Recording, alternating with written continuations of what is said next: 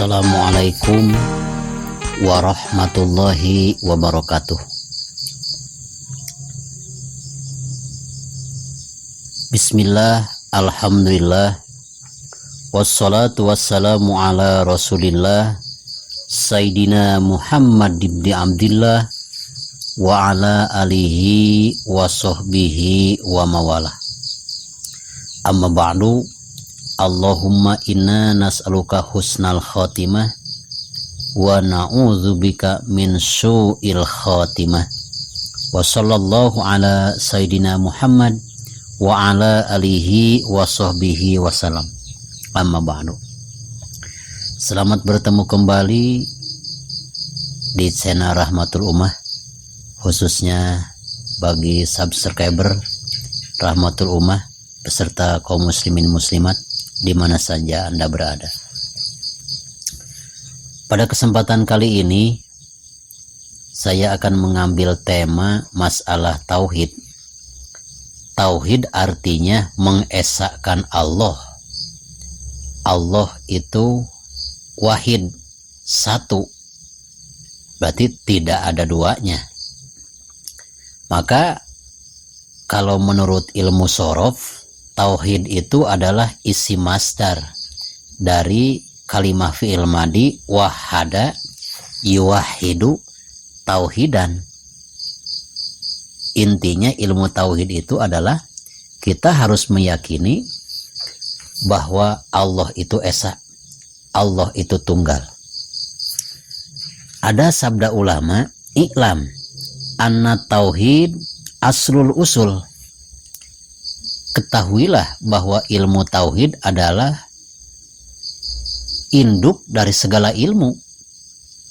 Seseorang misalkan bisa ilmu alat, bisa ilmu tajwid atau kiroat, bisa ilmu fikih, bisa ilmu faraid, tapi kalau tidak didasari dengan ilmu tauhid, dalam hatinya tidak ada iman kepada Allah, berarti itu nol besar.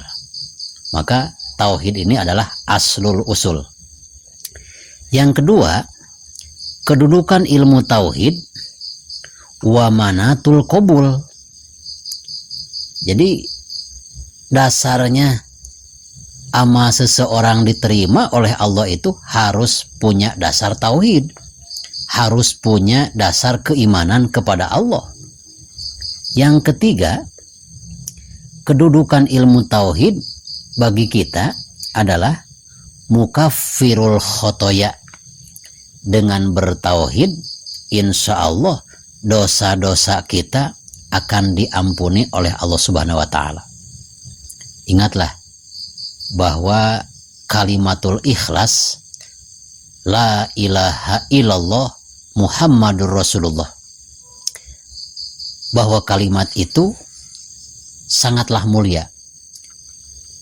Di antara sekian banyak ayat-ayat dalam Al-Quran, yang paling istimewa adalah ucapan la ilaha illallah karena mengajarkan tauhid. Dan isi daripada tauhid itu asyhadu alla ilaha illallah wa asyhadu anna Muhammad Rasulullah. Bersaksi tidak ada Tuhan selain Allah, bersaksi Nabi Muhammad adalah utusan Allah. Kita ambil contoh. Apakah betul kalau kita sudah bersyahadat, bagi non-muslim masuk Islam lalu bersyahadat, dosa-dosanya dibersihkan oleh Allah Subhanahu wa Ta'ala? Yakin, apalagi orang Islam. Salah satu contoh, Rasulullah SAW ketika bertemu dengan seorang pedagang yang bernama Dahyatul Kalbi, seorang pedagang sukses, tampan rupa, kaya raya. Dahyatul Kalbi itu banyak sekali keluarganya. Menurut suatu cerita bahwa Dahyatul Kalbi itu keluarganya pun, anak dan cucu, anak menantunya itu ada 700 orang. Berarti kalau di Indonesia lebih daripada 2 RT. Nah, udah kaya raya, udah tampan rupa, keluarganya banyak, jadi pandangan orang lah kalau istilah sekarang. Rasulullah SAW menginginkan supaya Allah Subhanahu wa Ta'ala mengislamkan, memberikan taufik hidayah kepada Dahyatul Kalbi agar bisa memasuki agama Islam. Ya, maka dalam salah satu doanya Rasulullah SAW, Allahumma rzuq Dahyatul Kalbi al-Islam. Ya Allah, berikanlah kepada Dahyatul Kalbi agama Islam. Nah, setelah Rasulullah SAW berdoa demikian, Jibril datang kepada baginda Nabi besar Muhammad SAW.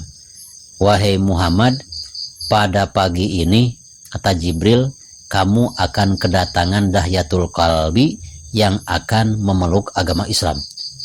Betapa gembiranya Rasulullah mendengar kabar dari malaikat Jibril bahwa Dahyatul Kalbi akan masuk Islam. Alhamdulillah, sabda Rasul. Lalu pagi-paginya Rasulullah SAW mempersiapkan persiapan khusus untuk menyambut kedatangan Dahyatul Kalbi. Ini adalah orang luar biasa. Selain tampan, pengusaha kaya raya. Para sahabat diberitakan, wahai para sahabat, kata baginda Rasul, kita hari ini akan kedatangan Dahyatul Kalbi, yang mana Dahyatul Kalbi akan memasuki agama Islam, akan memeluk agama Islam. Lalu Rasulullah SAW sudah siap-siap. Tidak lama kemudian, pagi itu juga Dahyatul Kalbi beserta rombongan tiba, ya, menghampiri Nabi besar Muhammad SAW. Lalu begitu datang, tidak mengucapkan salam Dahyatul Kalbi itu, karena memang belum memeluk agama Islam. Nah, begitu datang disambut oleh Rasul. Kata baginda Rasul, wahai Dahyatul Kalbi, injaklah sorbanku sebagai tanda kehormatanku kepada kamu. Para sahabat yang lain bertanya-tanya, kok ini baginda Nabi besar Muhammad SAW menyambut Dahyatul Kalbi dengan persiapan yang luar biasa, juga ini terkesannya berlebihan. Sampai-sampai sorbannya pun yang selalu dikenakan dalam pundak Rasul disuruh diinjak oleh Dahyatul Kalbi. Walaupun sudah disuruh untuk menginjak sorban Nabi, Dahyatul Kalbi itu tidak menginjak sorban. Mungkin sudah ada tanda-tanda turunnya hidayah dari Allah Subhanahu wa Ta'ala.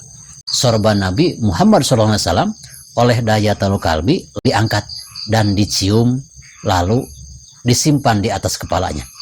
Lalu para sahabat alangkah gembiranya, yang tadinya berdebar-debar takut sorban Nabi yang mulia yang selalu dikenakan oleh Nabi dalam pundaknya diinjak oleh Dahyatul Kalbi. Ternyata prasangka mereka tidak begitu. Nah, lalu Dahyatul Kalbi bertanya kepada Rasulullah, ya Muhammad, mal Islam. Wahai Muhammad, apakah itu Islam?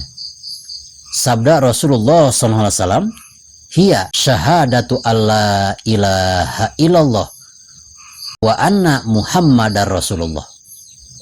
Lalu Dahyatul Kalbi mengucapkan kalau memang Islam itu yang pertama mengucapkan syahadat, saya akan bersyahadat. Langsung mengucapkan asyhadu alla ilaha illallah wa asyhadu anna Muhammadar Rasulullah. Jadilah Dahyatul Kalbi seorang mu'alaf, seorang yang masuk agama Islam. Tidak lama kemudian Dahyatul Kalbi itu menangis. Lalu Rasulullah bertanya, ma hadzal buka ya Dahyah, laqad ruziktal Islam. Kenapa engkau menangis wahai Dahyatul Kalbi, sedangkan engkau seharusnya bergembira karena Allah Subhanahu wa Ta'ala sudah memberikan taufik hidayah kepada kamu dengan memasuki agama Islam. Kenapa engkau masih menangis? Ya Rasulullah, memang saya sudah masuk Islam. Kira-kira kalau saya sudah masuk Islam, dosa-dosa saya diampuni atau enggak? Sabda Rasulullah SAW, dosa apa itu? Dosa ini tidak mungkin saya bisa lupakan seumur hidup saya. Saya sering melakukan hal-hal yang berbau dosa, tapi dosa yang satu ini sulit untuk dilupakan dalam ingatan saya. Dosa apakah itu? Sabda Rasul, tanya Rasul kepada Dahyatul Kalbi. Jawab Dahyatul Kalbi, dosa yang saya selalu ingat dan tidak mudah dilupakan dalam ingatan saya itu mempunyai 70 anak gadis. Saya orang terpandang. Karena ketakutan, anak-anak perempuan saya itu takut dilamar dengan orang-orang yang tidak sebanding hartanya dengan saya. Karena ketakutan saya besanan dengan orang-orang miskin, akhirnya anak gadis saya yang 70 itu saya bunuh satu persatu. Rasulullah SAW sampai geleng kepala. Rasul tidak menjawab dari pertanyaan Dahyatul Kalbi, apakah dosa saya bisa diampuni atau tidak, karena saya sudah membunuh 70 anak gadis sendiri. Rasul menundukkan kepala. Tidak lama kemudian Rasul didatangi oleh malaikat Jibril.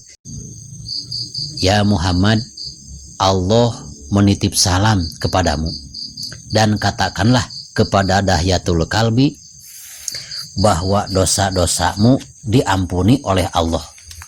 Lalu Rasulullah SAW melanjutkan pembicaraan dengan Dahyatul Kalbi.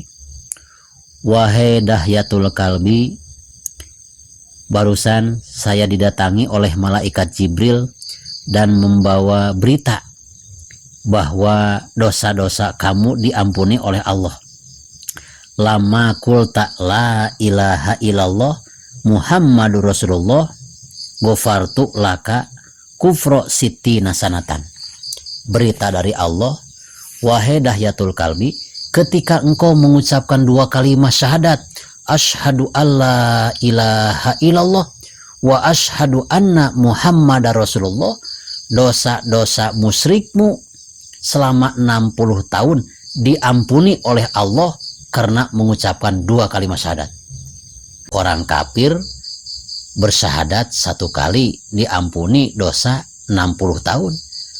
Apalagi bagi kita seorang muslim, mungkin lebih, dosa-dosa kita yang banyak, walaupun lebih daripada lamanya dosa yang dilakukan oleh Dahyatul Kalbi, akan diampuni oleh Allah. Dahyatul Kalbi juga 1 kali mengucapkan 2 kalimat syahadat, yakin dosa kupurnya selama 60 tahun dihapus oleh Allah Subhanahu wa Ta'ala. Mudah-mudahan ya, kita berharap kematian kita husnul khotimah, dijauhkan dari su'ul khotimah. Amin ya Allah ya Rabbal alamin. Wassalamualaikum warahmatullahi wabarakatuh.